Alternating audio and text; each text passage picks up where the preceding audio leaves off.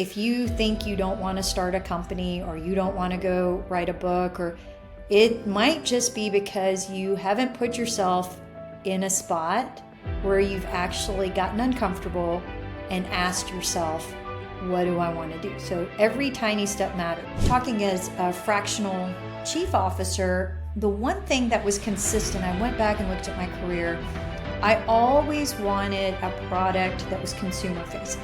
Try to put yourself in the consumer's shoes. Don't be yourself, be that consumer. So you need to understand, again, like that persona or who you're trying to be.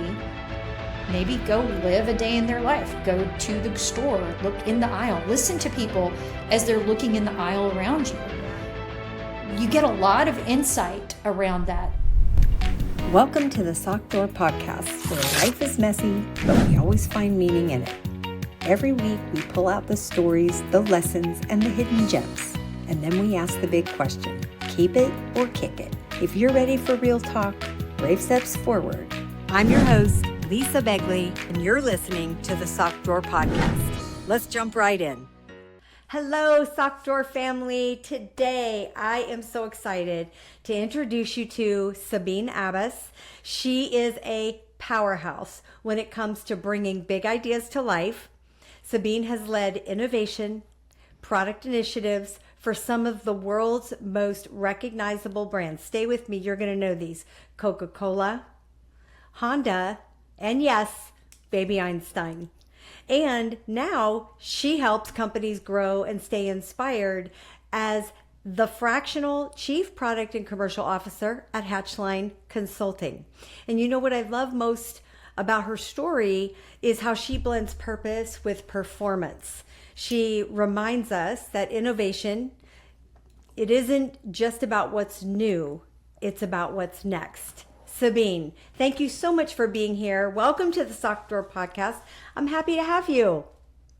Yeah, thank you so much for having me, Lisa. I was seeing your podcast pop up in my feed online, and I was super excited when you said, would you like to be a guest? So that's really amazing. Yes, and thank you for saying yes and being here with us. I appreciate you so much. Now, listen, we just talked about this offline a little bit, so I want to, for our listeners' sake, because I didn't know in the initial, I want to, just say that out loud. I didn't know it either. So I learned it. And you said you posted it on LinkedIn, and I love that. But before we dive in, for our listeners, could you explain or give us a brief overview of the difference between a fractional chief product commercial officer? What does that mean as opposed to like a normal C-suite? How is that different? Yeah, so that's a really good question. And probably a lot of people are starting to see that space evolve. Mm-hmm. I think, I don't know all the history of it, but I will say like what it means very simply is part-time. And it could be something where it's part-time, like so many days per week, mm-hmm. or it could be something where maybe it's even an interim opportunity. Also, it could be just something where you're coming in for a specific project purpose, maybe. So I'd say maybe it's kind of like a evolution of a contract consultant or just a consultant in a newer space. And one reason, and we can get into this later, that I was super interested in that space versus a traditional C-suite is I really, in my career, have loved internal consulting. And I feel like fractional could be that space that just kind of gets it right. Where not only do you help companies get through some strategy and solve some big problem, but maybe you get to the beginning or even into the guts of actually getting it executed. Okay, I love that. And so it's almost like you kind of give them a jump start and then you're able to like watch them evolve and flourish. Yeah, you can be there right alongside them. Versus like sometimes contracts, you usually just have to get a roadmap or here's this one thing to solve and then I'm going to give it to my executive team, or there's another consulting team that might do change management that might come in. And I mean, there's different reasons that that evolution is happening now. Yeah. But I do think it's a great opportunity to do at least what I like to do, which is get in, kind of understand what makes the company tick, and like help them out. I love that. Thank you for sharing that, because I wanted to have a good foundation before we jump in. And one of the things that in fact, let's just start there, because I would love to know kind of how this all evolved for you, and getting into Hatchline Consulting. I'm sure there's a backstory there. What first drew you into the world of innovation and product development? Yeah, so to answer that, I may need to go back and just kind of give you a quick career synopsis. Yeah, please and do. thank you so much for the intro.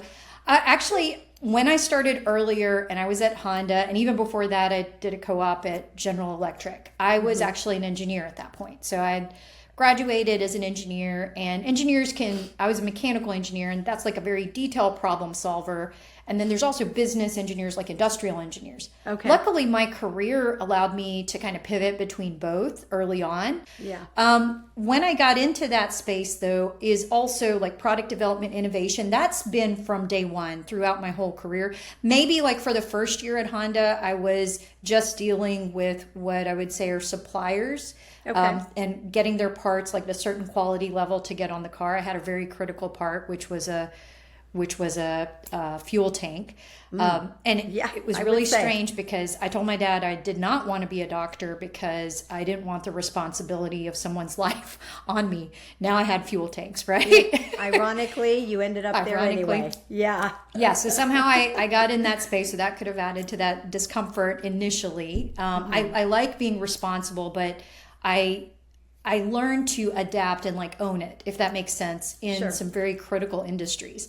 In my time there, I got to launch a really great product, 2009 Honda Pilot, in that supplier quality space. And I got to run a team of 20 amazing engineers and project managers, and some were in the US, some were in Canada, some were in Japan, to really like drive to where we needed to go. And that detail orientedness plus that macro inspire change that matter helped me to kind of balance how to lead a team like that and a supply base. Yeah, that totally makes sense. So, okay, so that's Honda, right? And that was kind of where you started. And then take me through Coca-Cola or were those before? Like, give me a timeline a little bit. Yeah, so I started at Honda. I was still an engineer at that point. Really loved, I got that opportunity very early to be the supplier quality project lead on the 2009 Pilot. I did another stint at another Honda plant on their transmission plant in Georgia for another 3 years. I'd had a kid in between, so I was driving 90 miles actually to go to the Honda in Alabama, so it was quite far. Oh my gosh. I needed to be closer. It was very great, like all the stuff that kind of just happened. Yeah. And that happens on career journeys. Sometimes if you just ask or take a step, it works out. Yeah. So after that, I decided again to make a move for my kid and family. And we wanted to be in a different area, like certain schools I was interested in, and we looked in that space, and there was a baby toy company. I had applied maybe a couple of years before to the baby toy company. It didn't work out at that time, from my side, but I got asked again, like, would you like to come work in this group? And it was, the first group was like a different department, and then this was a different team that was actually baby toys. So they have like lots of baby gear. They have a lot of different departments. Yeah. So I got to actually work on baby toys. So every engineer's dream is to do that, right? Yeah. And so it was really great because I got to take a lot of projects from development. And this time it's not working just with suppliers, but actually coming up with the mechanism and really getting back to my roots of engineering. Sure. But in that one company, I was able to traverse a lot. It's a family-owned company, and there's a lot of trust that they put in their employees. So it was a great opportunity to try different hats. And you also, as the engineer, weren't just a project manager. You were playing a bit with the business analytics and stuff like that, and the P&L to support the product manager. Yeah. So you started to get more exposed to business because it was a smaller company. And I got to work on IT systems. I got to go all of it for product development. I got to go work with, different organization structures because I had some vision of what it would look like. So they thought, why not try to do it? My biggest takeaway was making a phase gate process. So a product development process that they could use against all 9 categories. And it took you from an idea to execution to like how it needs to keep growing in the marketplace. So that was very unique. And stage gates exist and phase gates exist out there in industry, but I tailored it specifically to the baby toy company. So I got to move from very specific toys into getting to play with bigger systems at the company. Amazing. And it was a great experience. And at the same time, I was doing my MBA, and that's how I eventually go over to Coke. Okay, so all of those things, big, you've worked at some of the biggest, right, global brands out there.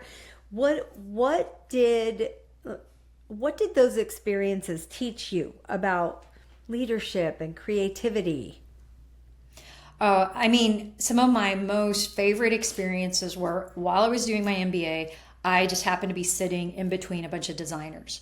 So I got a lot. It was like some of the best intellectual conversations you've ever had. Oh my gosh, I love that. Yeah. So already creativity, it's fun being an engineer and then stepping into this space because when you make a phase gate process, you have to think of every cross-functional function. So I have to get into the designer's head, the product manager's head, the manufacturer's head, all along the path so it can get to that consumer. Yeah, I'm driven by, I want this product for this consumer. Yeah. But every step along the way, each person has a piece of that story. So with designers and creativity, there is a way to do that. And it's not as straightforward as engineers where they're looking just for a root cause or root opportunity. It's similar, but a little bit different. So I got to learn about design think. And maybe where an engineer might ask why 10 times to get to like the nutty center of a problem. Yeah. A designer thinks about the context of the why. So they're really thinking about like what's going on around. And so what happens is in a product development process, you really need to open up the conversation early on possibility. And they call that blue sky thinking. Right? Okay. So we want to make sure that we're making an environment maybe where the engineer, if they're like a feasibility engineer, doesn't start saying, no, it can't be done. But we still need the engineer, just not maybe at that first stage, because you really need to have something you're inspired off of and then keep driving into like further conversation. And that's really at the heart of creativity. I was very blessed to have been part of that type of an experience. And learning about design think after coming from engineering, but it is another system process, and I'll say this probably multiple times throughout this conversation, a balance of art and science. Yeah. And it seems, it kind of gives depth and layers to what you're doing. How do you I'm just curious, maybe as an example, what was one challenge that you had to bring these things together, that you had to take the engineer piece of it, you brought them in later maybe, and then the design piece of it, like was there a specific product or I want to say toy, but a specific product in that scenario where it was like you had to bring those two together? Yeah, so a lot of times we think of communication. So when you say that, this was one that comes to mind. And it's part of the reason I decided to push the phase gate process at the toy company. So many smart people, if you put them in the position of when they're going to make the biggest impact, you really are harnessing your team. And again, that's what I like to do, inspire change that matters. So a problem I came up to one time is sometimes when we would send, and this has happened at a couple of places, but sometimes when you send things to a company that's outside your company and you're asking them to do a design iteration for you, you're still iterating inside, even though you're expecting a prototype to come back to you. Okay? Mm-hmm. So a lot of times, if you are not disciplined and like stopping that flow, because you're going to get out of sync with your other party, you could potentially go into 20 different revisions versus maybe the 3 that you're budgeted to do. I see. Yeah. So iterations are great, but you want to have a beginning and an end point so that you can kind of learn and not miss something that you learned from a prior iteration. So, there's some structure to the madness. Yeah. And that allows you to harness that creativity, harness those ideas in a way that it's not shutting off the creativity and thought. It's just shutting off the changes until you've received what you've asked for. Okay. And I don't know if that made sense. It totally makes sense. Yeah, I was just curious. So moving forward a little bit now, at what point did you come to the idea, or what sparked the idea to step away from, and maybe it's not stepping away from corporate life, I'll let you explain, but stepping away from corporate life and starting Hatchline Consulting? Yeah, so I have now been in corporate and CPG for corporate or CPG for about 24 years at this point.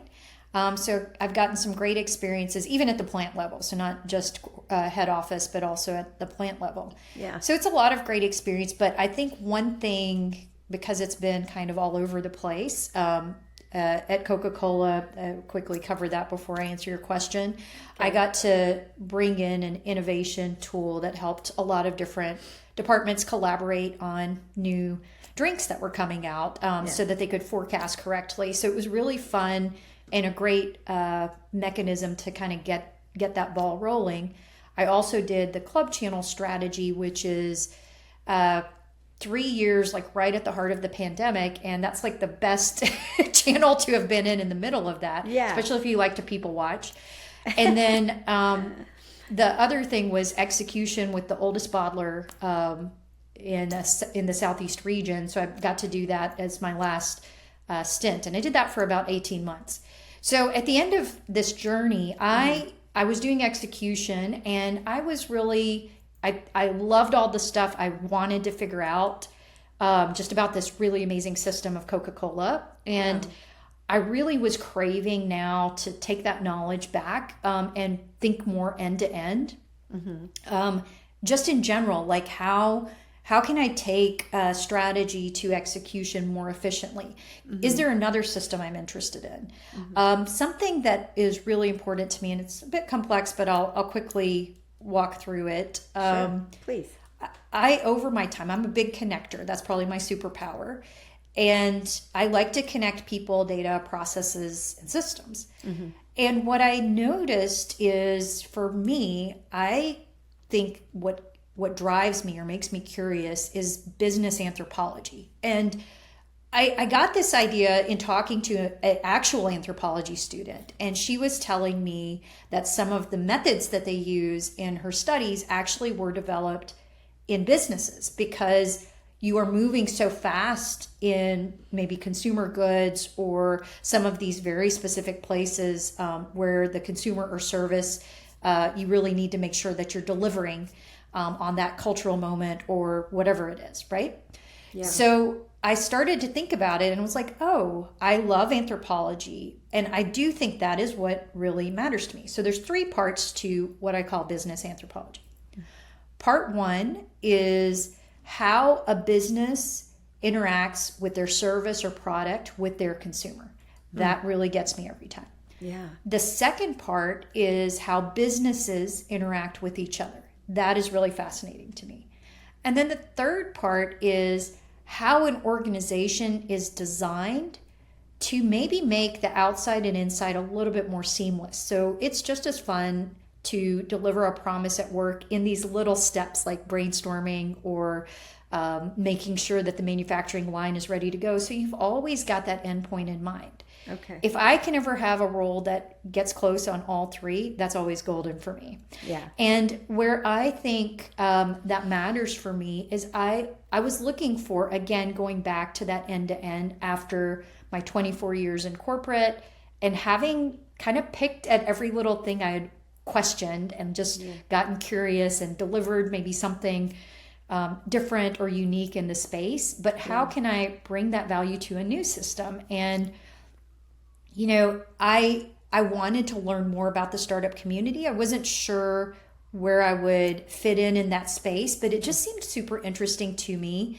And I was curious again, and I'm thinking, oh, I really want to go try to do my own thing. And I really actually meant it this time. I'd had thoughts earlier at the baby toy company about startups in general and curiosity, but it hadn't hit me again. So just kind of life moments happen. Yeah. And then also I'd just been in the execution space and I was craving that strategy again. Yeah. And so I wanted something that was a bit, again, end to end, and that's strategy to execution. So that's kind of how I decided that I was going to step in this space, and it has not disappointed. Let me ask you this. So now, and I love that you've made that leap, and now, how did you develop Hatchline Consulting? Like, how does a fractional leader give you a, kind of a unique advantage in helping companies innovate and grow? Yeah, so for me, when I first stepped out, I knew I was wanting to do Hatchline Consulting because I knew my magic sweet spot is when a company's growing. Again, because I like to connect all those things. I think I unpacked that business anthropology to where I understood myself. Yeah. So I like to be where I've got a lot of impact in those realms all at the same time. So I knew that Hatchline was the name of the company because it's something where you're hatching out of one stage into another. Yeah. And that can be in corporate America. That can be a late stage startup. I'm kind of new in the early stage startup, but it's fun to watch. But I do really love learning what value can I bring here? What is consistent from a pattern standpoint that makes sense to bring here, right? Yeah. And I would say when I'm talking as a fractional chief officer, the one thing that was consistent, I went back and looked at my career, I always wanted a product that was consumer facing. Okay, so the cars, we all buy cars, we all buy toys, we all buy beverages. So it kind of follows the family journey, right? So that's kind of replicated my life. I have conversations with people around me that I'm filling their need, giving me ideas of like what I could do at work or systems to like make that better. I love being in those shoes. So I knew that was something that was important. I also knew there were things in corporate America that maybe I would have liked to keep, where I loved when I was involved with the leadership team to drive impact and change. So I do think a lot of times whenever you're engaging, you need to make sure you're at the right level and understand the dynamics on the ground to sometimes make change happen, right? Yeah. So where do I deserve to win with the company I'm with? Like where can I actually add value or help them win? Yeah. Is product, because I have done that from day one in multiple different industries. What else can I kind of bring to the table? It's that commercial side. Commercial meaning, how do you get ready to sell to that final consumer or that shopper? So I know that point, that magic point, I call it, between the shelf and the product on shelf, and when the person knows that that's what they needed and it's all right there and they've got that product and that's like a go-to product, that's magic to me. Oh. So I know that really trying to figure that out is really key. So that, along with where is the biggest decisions need to be made, is probably how I got there. I don't know if that answered the question. That totally does. And in fact, this drives my next question is, I'm curious, so what does, I guess, coming in as Hatchline Consulting, what kind of companies do you desire to work with, or are best for Hatchline Consulting, or what companies that you typically work with? Yeah, so when I first started, like I said, I knew Hatchline Consulting. I wasn't sure the specifics. So as I started to work through, I've had a lot of different experience, but great advice from so many startup communities. You need to get very specific. Yeah. And again, that's where I kind of refined myself, like where do I have a right to help someone at a leadership level? Where do I have that experience? And what do they actually need? And as I start to go through, I played around with talking to some tech people. When I started to talk to people that were in consumer packaged goods or even appliances, that's when it started to feel a little bit more right. Okay. And I would say probably, again, there is that innate desire in me to inspire change that matters. So even if I'm advising, it allows me to connect something that they can take, a small step they can take tomorrow to actually make change happen, or even in a couple of weeks. So I loved that space, like late stage startup to corporations going through some sort of transformation. And that's where I was seeing most of that was in CPG and food and beverage. Okay. And so that's where, as I was talking through communities, okay, this is probably where most recently I've been in this space, because even baby toy is CPG. So this is probably where I need to stick. And then once I move into that space, now what is here in Atlanta? Okay, do I need to, when I go visit my brother in California, or if I go over, to someplace else, do I need to check out those different ecosystems like Austin, Texas? And I do. And I do, because we have a lot of great stuff here, but there's different pockets that are known to actually have a lot of CPG buzz going on. And so getting familiar with those regions is actually really cool. That is very cool. And I mean, it's unlimited, it seems to me, right? You've talked about human-centered innovation, right? And what does that, imagining you're with, you working with a company now, what does that really look like inside a company? And how do you bring that to the table, kind of being newer, coming into a team and having to integrate yourself and be able to, lead and guide?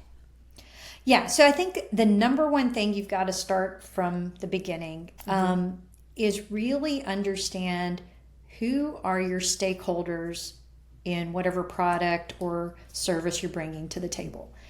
And for me, being a fractional chief product commercial officer meant I was focused on the consumer, but more so even the shopper. So when somebody is shopping, that's where I want to get that surprise and delight moment, or whatever it is, delivering on a need.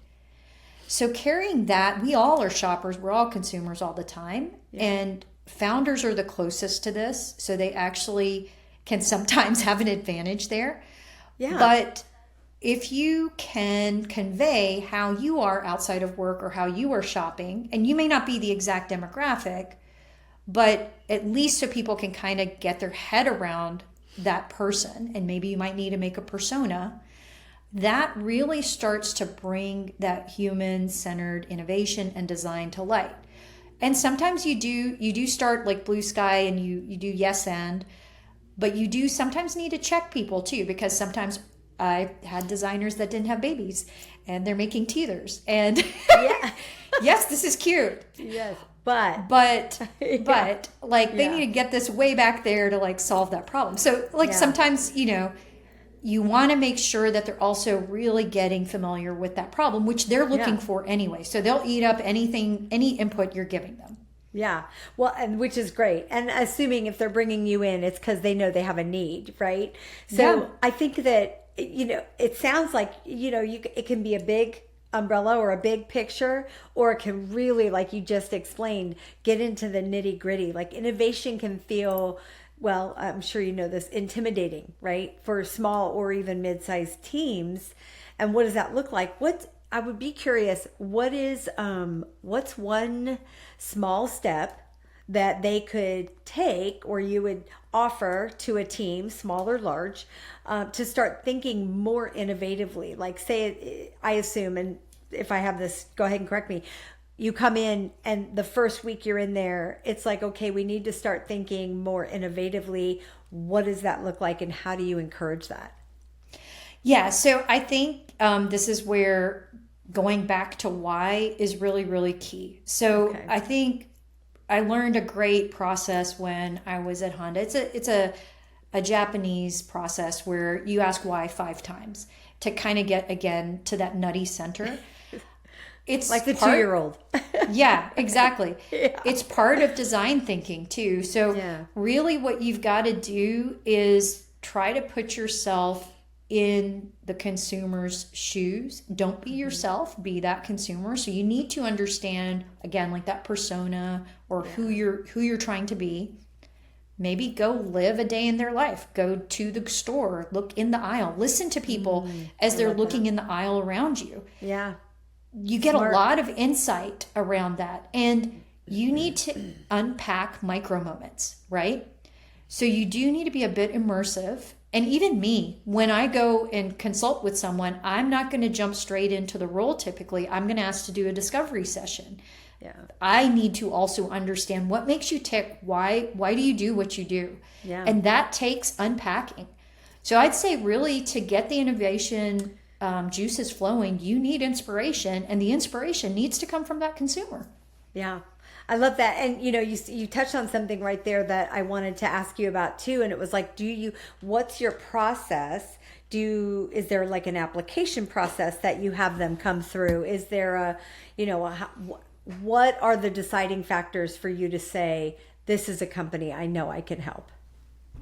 Yeah. So right now I do try to help in some way, form, or fashion everyone if they're getting kind of close. So through the best way that I've thought to do that, and that's what I've got out there right now, is a 30-minute complimentary session.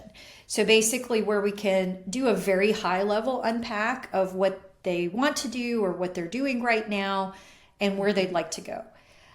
From there, then I can kind of gauge, okay, do they need more advisory? Do they need just a discovery? Or do they need me to come up with a fractional role that could be a project role, or I'm actually on their leadership team, or it's an interim role because they have someone that they've had to go on maternity leave or something like that, right? Sure. So that's kind of how I help funnel through different things that come up during the conversation. But I also know, like if I'm way too early stage, I'll let the person know that too. Like I'm not as familiar with this, but maybe I have someone in my network, or exactly, because sometimes I'll have people coming and asking me for branding. For me, I typically like to work with companies that have, like for the longer roles, that have a commercial a chief marketing officer or a chief financial officer already in place. Yeah. And they can be fractional or full-time, but it just shows me like where the company is at, and then some information about their business as well, just to see how they're kind of running it. And from there, I can kind of make a decision, is this something where I would recommend an advisory packet because that ad hoc setup is better for you? Or is this something where you are truly in my sweet spot and you're scaling something and I really can add some value here for you? Yeah. Well, and I'm glad you said that. So for anybody listeners who, may be connected to a company that is looking to bring someone in, you have a 30-minute, make sure I have this right, a 30-minute complimentary session to just kind of sift through and see what it is you need and if this would be a good fit for the both of you. Yes. Is that a fair way to put it? Okay. Yeah, and you'll get a lot of value in those 30 minutes. So love that. So and I'll make sure that goes on our site as well. Entrepreneurship. Wow. I mean, it's a big jump, right? And it can be exciting, but I'm sure you also could agree that it can be super exhausting at the same time. So how do you personally stay grounded and inspired through all of it at this point? Like, where are you at on that?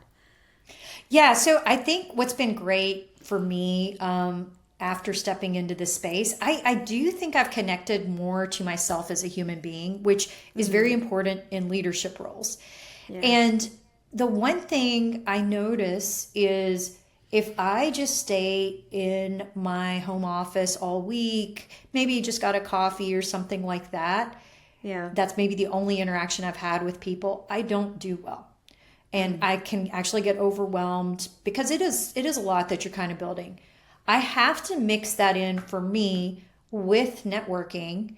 When I do that, I find that's what gives me energy because there are so many people that give you a different angle to think about or that are there to help. That you just have to find different communities to kind of get that feel for and regularly show up, not just to, take, but also to give. And that's what's really great about communities in general is it is a give and take. And I think it's a fantastic space to do mentoring, to volunteer, because even if you haven't had their exact situation, you might be the one person that unlocks something that they needed. Yeah. Yeah. Giving back is I've learned as well. It's such a giving back first is how I should say that, is such the best way. And unless you've done it, and I'll be honest, like I wasn't that person for the longest time. I was like, I need to learn more. How can I do more? And what I learned, I watched the change happen as I started to give back first and offer things first. And then it evolved. And it was amazing to me to kind of sit back and watch all that transformation happen, but I'm curious. Go ahead. You were going to say something. Yeah. And I was going to say too, it is a little bit of a tangent, but it's reminding me, me what I find fascinating about this journey is from the networking, sometimes all the pebbles you lay down, you don't realize when it's like becoming a mountain that's about to like put you on that tipping point. Yeah. And that's the fascinating part of the journey that I love is, and I loved working in Coca-Cola and doing my MBA because the way they train you and you don't even realize it to network, there are some really authentic pieces that we just have. It is part of relationship building that goes back to rituals as old as time, right? Yeah. And those human connections, now carrying them outside of a corporate space, you start to really appreciate how much everybody kind of gave you along the way. Yeah. Yeah. And you recognize that. And it's like looking back at, I always say this because COVID changed us so much and it took us away from that human connection piece, Yeah. And I feel like, and I don't know about you, Sabine, but I feel like as I go through my day-to-day, I'm starting to see that become far more important again, where I felt like we had lost it for so many years.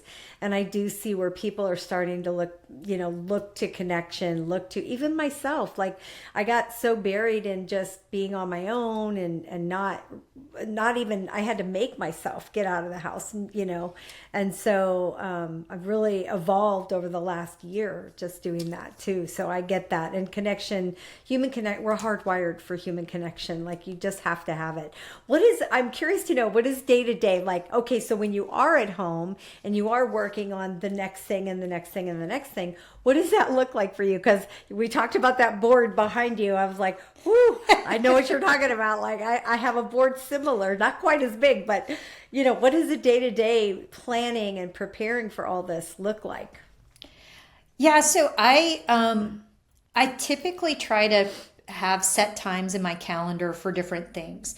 Okay. Right now I'm doing some mentoring. So there's like three different sessions I try to do per week where I've blocked time for that alongside any advisory or fractional work. So I really try to block and tackle my calendar and again, treat the mentoring just as special and protected.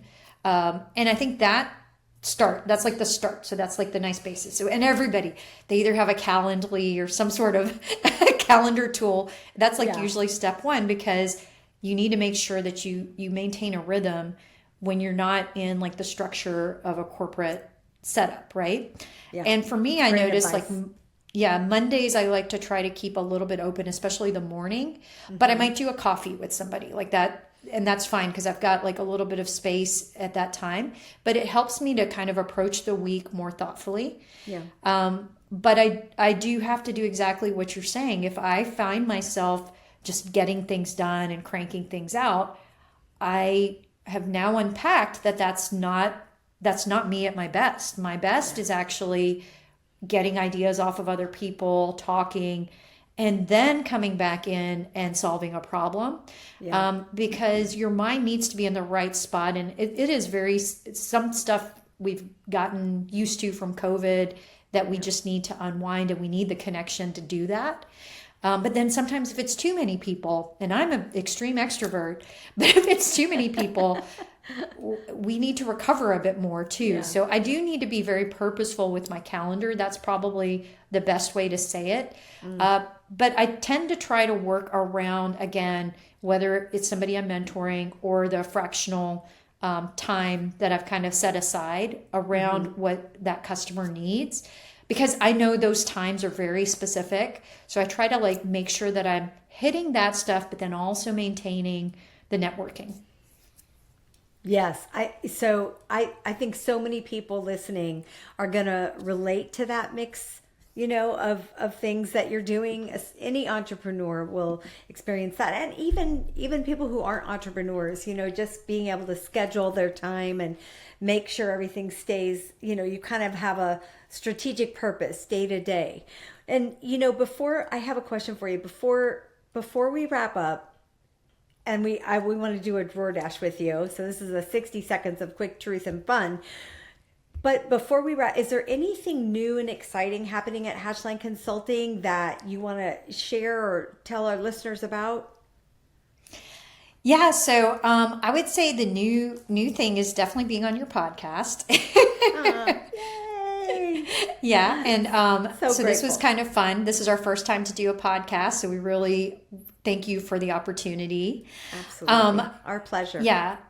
And then I would say the stuff that's been really kind of fun here, that's been the latest news, was me being able to step in to an accelerator program in Austin as a mentor, and it's called SKU. So that one has been fantastic. Just some great industry and founders involved in that. And it's very specific to CPG and food and beverage. But it's fantastic when you can find your community that kind of works and resonates with the startup you've got. So a lot going on there. And then, there's some stuff up my sleeve too. It's still under wraps, but I'm kind of excited about it. Yeah. So I'm kind of excited about it. But more to come. And, a lot of every opportunity is a different day. And I think like that's kind of where the new news is going to be. Great. Well, you said something earlier that I even wrote it down because I think it speaks to Hatchline Consulting and your purpose. And you said inspire change that matters. And I think that is, it sounds to me like the epitome of what you want to do in with these companies in your future. I'm curious because I love to ask this question. Looking back now, so what do you think your younger self, people always go, what would you tell your younger self? I like to say, what do you think your younger self would say now, seeing where you are now? What do you think your younger self would say to you now? That one I don't think I've ever thought of before, so I have to think about it. Yeah, I had to flip the script a little bit, right? Because everybody says, what would you go back and tell your younger self? And I was like, what do you think your younger self would think of where you ended up or where what you're doing now? So, okay, well, you think about that. We can chat on it later, but actually, no, I think I think I'm good. So I think probably what my younger self, I think for some time when you become an engineer, you become very analytical. I don't know that I was ever analytical before. So I think that part of the journey probably threw me off track a little bit because I was super analytical, but it's a good thing. It's a good thing to have and a grounding to have. Yeah. However, I think, after going through my career, I do have moments where I get super analytical in the moment and I lose myself in the analytics, right? Yeah. And over time you get better as you're leading and you make decisions too that you may not have all the details to. So you learn how to manage through being analytical, but also just letting it go. So I think if I'm looking at my younger self, I'm finally back But it kind of went down a different path for me. Because sometimes you think when you've got to just pick a profession when you're going to college or something like that. And I would never change anything on my path. Like, I think mine is my path and it's unique. Every journey is like that, right? I agree and it with comes that. and flowers a certain way. And the one thing I think at the end of the day that I definitely got right, I knew it in my gut, is following the consumer along every single step I took. I've always loved that, probably because I like connecting with people. So I like to say, oh, how did you like that fridge? Or how did you like that baby toy? Oh, you had to change those tires on that car. You know, so there's all these like fun conversations about the products that I've had. So it probably is like sometimes getting what you're wanting in life or what brings you joy might take a strange path, but eventually you get there. As long I love it. as you're willing to take steps off of a very strict path that you might have started. You sometimes have to give yourself room, you know? To grow in different directions, for sure. Yep. Thank you. So, okay, are you ready?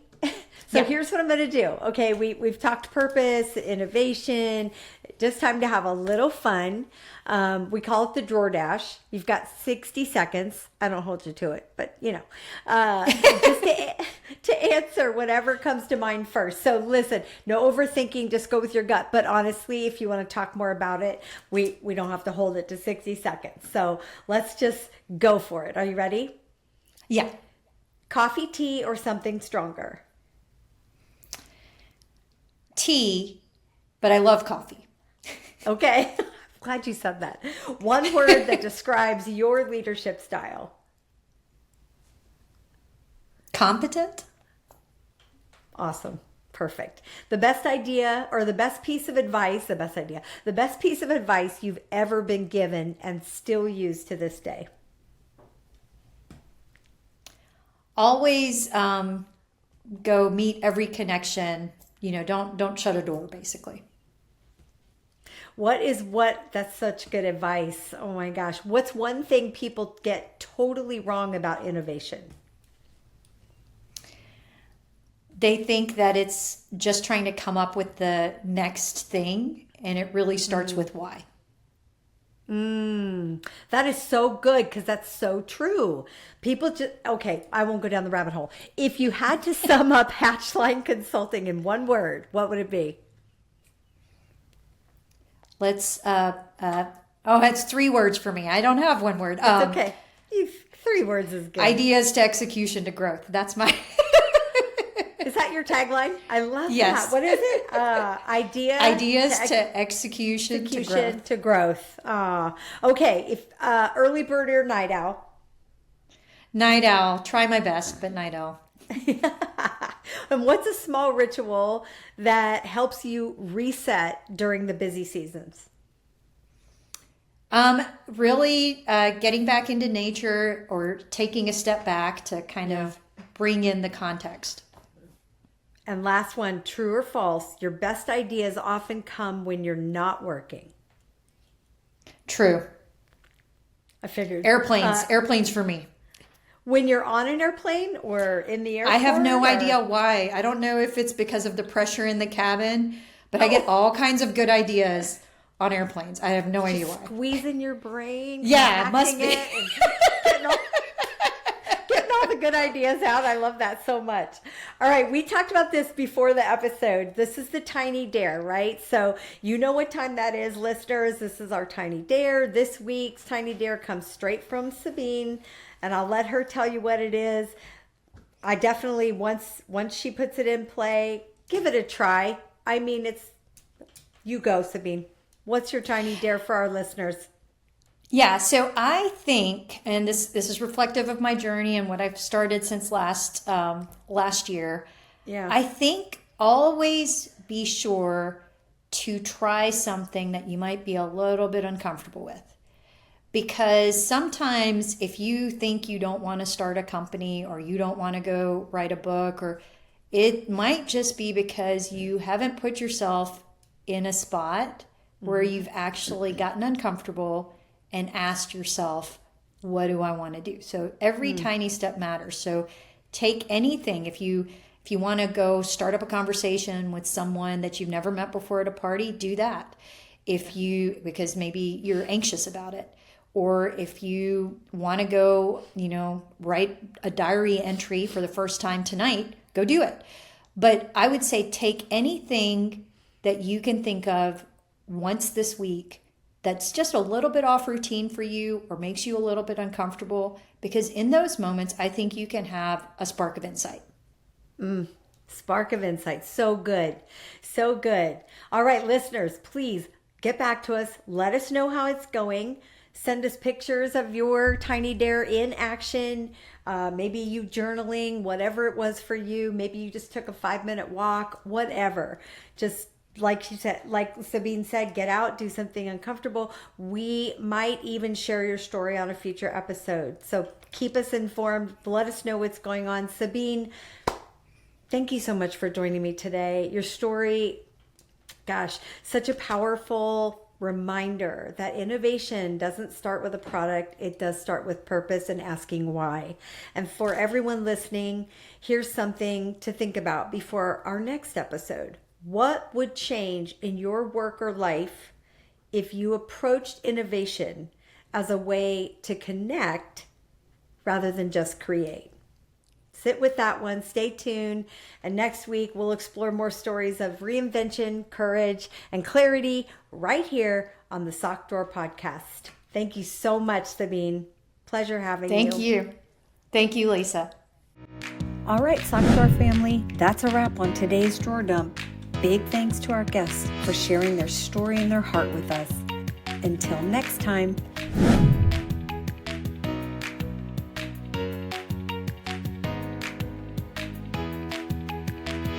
Don't forget, life's too short for mismatched socks. Retire the ones with holes, inspire the ones that still shine. See you soon.